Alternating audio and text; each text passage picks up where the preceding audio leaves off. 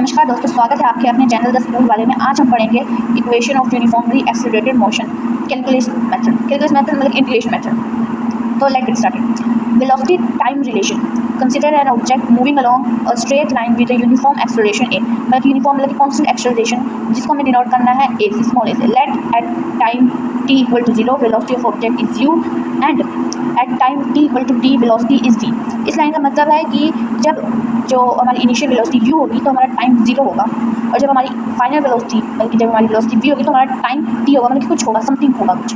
तो let any instant dv is the change in velocity of the object in time dt। हमें पता है acceleration क्या होता है, change in velocity upon a time is known an acceleration. So ये acceleration की definition ही एक तरह से।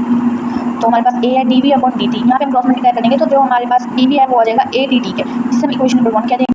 अब हम करेंगे इंटीग्रेशन इक्वेशन नंबर 1 का with in proper limit of motion, जहाँ पे जो हमारी वेलोसिटी है अगर वो u के इक्वल है तो टाइम हमारा 0 होगा, और जब हमारी वेलोसिटी v के इक्वल है तो हमारा t मतलब कि समथिंग किसी टाइम के इक्वल होगा। ठीक है, तो जो हमारी इक्वेशन नंबर 1 आई थी हम उसी में इंटीग्रेशन लगा देंगे, और ये हमने लिमिट पुट की है वेलोसिटी और टाइम की।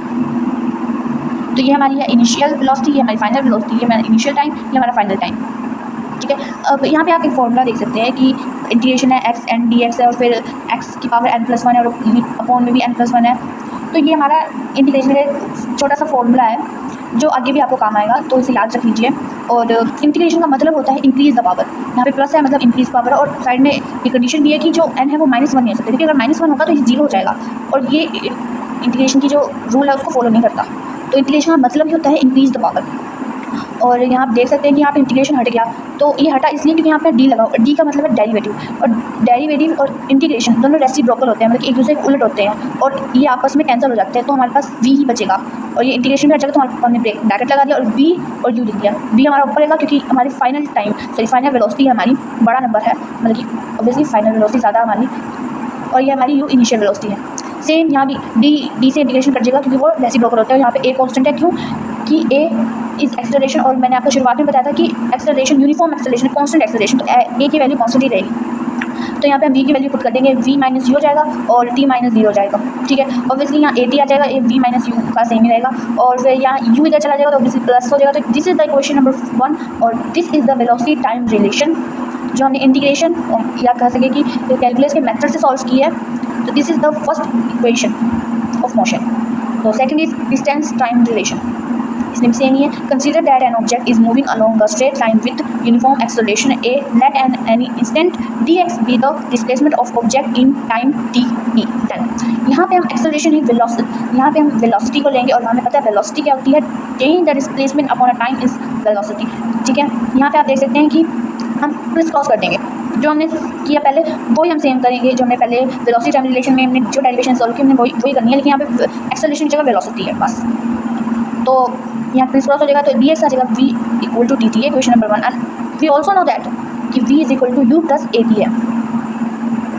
We also know that v is equal to u plus a t है, तो हम v की जगह u प्लस ए टी कर देंगे, किसके respectfully, this is equation number 2, उसके हम अकॉर्डिंग कर देंगे। ठीक है, तो ये हमने यहाँ पे dx की वैल्यू बढ़ी है 2u प्लस ए टी, और ब्रैकेट के बाहर है dt। This is equation number 1। अब हम इस इक्वेशन को इंटीग्रेट करेंगे with proper limit time. Same, अगर जब डिस्प्लेसमेंट है, और जब हमारा डिस्प्लेसमेंट, जब हमारा इनिशियल डिस्प्लेसमेंट होगा तो जो हमारा टाइम है ना वो 0 होगा। ये इनिशियल डिस्प्लेसमेंट है, ये जो x0 है ये इनिशियल डिस्प्लेसमेंट है। जब ये होगा तो हमारा जो टाइम है वो 0 होगा, और जब हमारा डिस्प्लेसमेंट x के इक्वल होगा तो जो हमारा टाइम है वो t के इक्वल होगा। सेम यहाँ भी इंटीग्रेशन कर देंगे इस इक्वेशन में। अब आपको थोड़ा कॉम्प्लिकेट लग रहा होगा तो इसे हम ना तोड़ देंगे, मतलब u इंटू डी टी कर देंगे, फिर ए टी, फिर प्लस करके फिर A T into D T कर देंगे। डेरिवेटिव और इंटीग्रेशन रेसिप्रोकल है तो ऑब्वियसली कर जाएंगे, और ऑब्वियसली ये बड़ी लिमिट है और ये छोटी लिमिट है, तो ये ऊपर होगी ये नीचे होगी, और x0 हमारा इनिशियल है और ये हमारा फाइनल डिस्प्लेसमेंट है। तो हमारे पास कुछ ऐसा रिजल्ट आएगा, फिर अपॉन में x0 उसके मतलब की लिमिट लगी होगी, और u dt और उसकी लिमिट लगी हुई t और 0, इसकी t और 0 a t और a t dt लगा होगा। तो ये हमारे पास ये आ जाएगा x माइनस x0, और u t आ जाएगा, फिर इसकी लिमिट लगी हुई है यहाँ पे dt। यहाँ पे आप देख सकते हैं कि मैंने आपको शुरुआत में एक फॉर्मूला बताया था n-1, मतलब कि इंक्रीज द पावर। इंटीग्रेशन का मतलब इंक्रीज द पावर होता है, तो हम इसमें हमारी वाली की जो टी की वैल्यू है वो कितनी है, टी की आप देख सकते हैं यहाँ पे 1 है, टी की वैल्यू 1 है और फॉर्मूला क्या तो n+1 है, n+1 है तो ये 1 1 तो हो जाएगा, सेम नीचे भी n1+2 हो जाएगा। तो जो हमारे पास रिजल्ट निकल के आएगा वो कुछ ऐसा निकल के आएगा, ये t² होगा अपॉन 2 होगा और इसकी लिमिट लगी होगी t0। यहाँ पे आप देख सकते हैं x minus x not U T plus 1 और 2 जो अंदर था हमने बाहर निकाल लिया तो t² माइनस 0 हो गया। अब x minus x not U T plus half at²। अब आप देख सकते हैं जो x माइनस एक्स नॉट है इज इक्वल टू s और s is the distance travel by object in time t। तो हम x माइनस एक्स नॉट की जगह पर देंगे s। तो हमारे पास ये आ गई इक्वेशन नंबर 3 जो कि है मोशन ऑफ इक्वेशन नंबर 2 जो हमारी है डिस्टेंस टाइम रिलेशन। तो नाउ हम पढ़ेंगे third the last motion of equation is velocity displacement relation, मतलब कि relation between initial and final velocity. Consider an object moving along a straight line with uniform acceleration a. Let u be the initial velocity of object at time t equal to 0 and v with the velocity of object at time t. If dv is the change in velocity of object in time t, then same जो मैंने first velocity time relation में हमने जो कुछ पढ़ा था same वही है, सेम। अगर आपको वो समझ आ गया तो आपको ये बहुत इजीली समझ आ जाएगा। अब हम इसी इक्वेशन में थोड़ा सा चेंज करेंगे कि हम dx को मल्टीप्लाई भी कर देंगे और डिवाइड भी कर देंगे, वो भी right hand side, not left hand side, right hand side उसको मल्टीप्लाई कर देंगे और डिवाइड भी कर देंगे।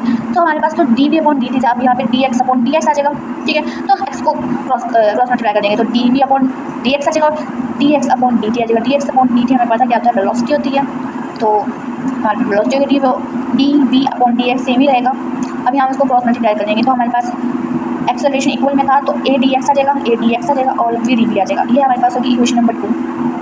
अब let u and b the velocity of object at position x0 and x, मतलब कि जब इनिशियल वेलोसिटी होगी तो जो हमारा डिस्प्लेसमेंट होगा वो होगा x0 और जब हमारी वेलोसिटी v होगी तो हमारा जो डिस्प्लेसमेंट होगा वो x होगा। तो हम इसको इंटीग्रेट कर देंगे विद प्रॉपर लिमिट्स। x होगा तो ऑब्वियसली अगर हमारी वेलोसिटी u होगी तो हमारी जो डिस्प्लेसमेंट होगा वो होगा x0 और जब हमारी वेलोसिटी v होगी तो हमारा जो डिस्प्लेसमेंट होगा वो होगा x। तो हम इसी क्वेश्चन सेकेंड इक्वेशन नंबर 2 को इंटीग्रेट कर देंगे तो हमारे पास कुछ ऐसा रिजल्ट आएगा, a dx उसकी लिमिट लगी होगी x0 x और v dv इसकी लिमिट लगी होगी u एंड v।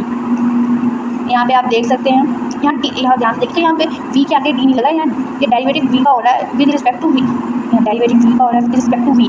तो यहाँ पे ये इंटीग्रेशन डेरिवेटिव कट नहीं जाएगा, यहाँ पे स्क्वायर लग जाएगा। ये इंटीग्रेशन कॉन्सेप्ट है कि आप प्लस टू में सीखोगे, अभी बेसिक सीख लोगे थोड़ा सा तो ये कुछ आ जाएगा। उसके बाद यहाँ पे 1 मिनट यहाँ पे a आएगा, यहाँ पे एक्सेलरेशन आएगा, ये एक्सेलरेशन कॉन्सेप्ट है ना। तो हमारे पास v² अपॉन 2 आ जाएगा वो n+1 वाले फॉर्मूले से, है ना। तो अब तो ये हमारे पास 2 इधर चला जाएगा, ये हमारे पास आ जाएगा v² minus u² equal to 2as। तो this is the last motion of equation. So thank you very much. तो ax आ जाएगा, इसकी लिमिट लगी हुई है हाफ, v² आ जाएगा और v और u हमारी लिमिट लगी हुई है x माइनस एक्स नॉट हो जाएगा और हाफ v² माइनस u² हो जाएगा क्योंकि इसका स्क्वायर लगा हुआ तो इन दोनों में भी स्क्वायर लगा हुआ, लिमिट कर देंगे। तो ये हमारी इक्वेशन नंबर 3 आ जाएगी। अब आपने देखा था कि जो s माइनस एस नॉट है वो s के इक्वल है, ठीक है। तो यहाँ पे s पुट कर देंगे तो as आ जाएगा, ये हाफ v² माइनस u² आ जाएगा, ये 2 इधर चला जाएगा तो हमारे पास ये वाला रिलेशन आ जाएगा।